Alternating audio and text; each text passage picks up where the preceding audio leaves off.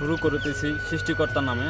যারা হারভেস্টার ক্রয় করবেন ভাবতেছেন, সামনে সিজন আমন ধানের সিজন, এই আমন ধানে সরকার ভর্তুকি দেবে হারভেস্টারের পর।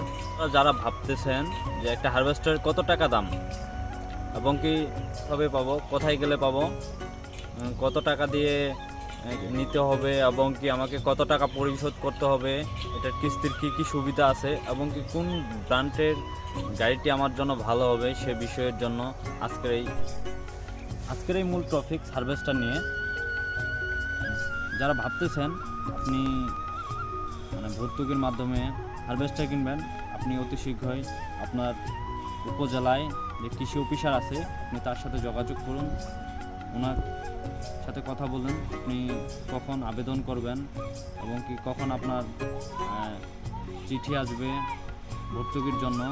আপনি আগে আবেদন করে রাখতে পারেন, সেটা হচ্ছে যে কি আপনার জন্য সুবিধা হবে।